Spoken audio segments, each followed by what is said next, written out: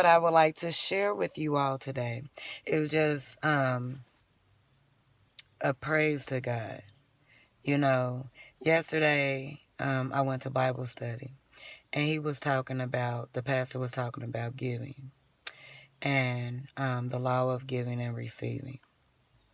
And it's like he also was talking about the process and respecting the process. Um, and I just got so much from it. And all it did was just reminded me of how faithful he is and how much he provides. I remember it was a point in time in my life to where I was working 2 full-time jobs, and I did it for 3 months. And within that 3 months, I never was able to make ends meet. My accounts was always in the red. It's like I got paid just to take my account out of a negative, just to put it right back in a negative to supply me and my children's needs. So, but then when I said, okay, Lord, I can't do no more, you know, and I let go of my night job. And then 2 weeks later, my day job laid me off. And then 2 weeks later, I was in Vegas and no accounts in the red. I was able to enjoy myself. It was no limitations when I went to Vegas. And it was all after I just, Lord, I can't do no more. I done did all I can do. No, no. And he said, okay, now that you give it to me, I can work. Um, I think back in 2008 or 2009 is when I became a faithful giver. Um, and so it's like I never even tripped off of anything else. I just know that the church that I was going to at that time, he would always say that when you give your first 10%, he'll make that 90% more than enough. And I was like, if I can't make this 100% work, how is this 90% going to work? But it was like money goes in and out the door anyway. The taxes and the government take their money out, so why not? And I just didn't care because I thought about everything I received from the church. You know what I'm saying?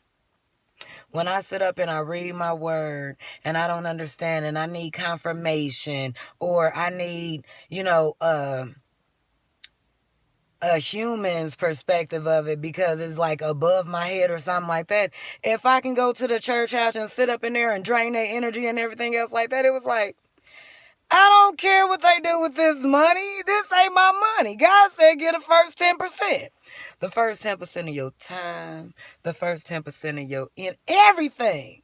But the first thing that it was natural and easy to give, I guess for me, I always say my mother, I can't say how she did it or what she did. I just always see her give, and she would always give us $1 to give too. So it was natural for me to give, but I didn't understand the whole concept of it, the 10% and this and that, this and that.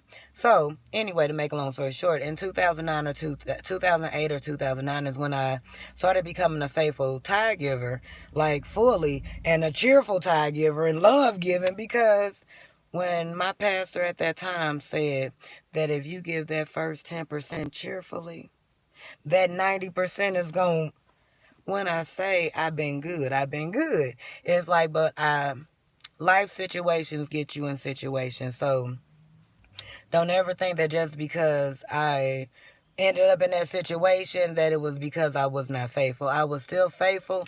It's just the thing was I work on impulses. And if I feel overwhelmed about something, I have to get out of something. And then being that I'm a person who likes to try to control everything, once I took this step to get out of this situation, I knew what situation it was getting me in, but I did not know the emotional state that it was going to put me in. So it's like, now I'm in super control mode. I got to get everything back in order. I got to work these 2 jobs. I got to get this amount of money together. I got to do this. I got to do that to get me and my kids back comfortable. And the thing is being that I was focusing on my own way, I did not focus on God. And like the pastor saying, all things pray.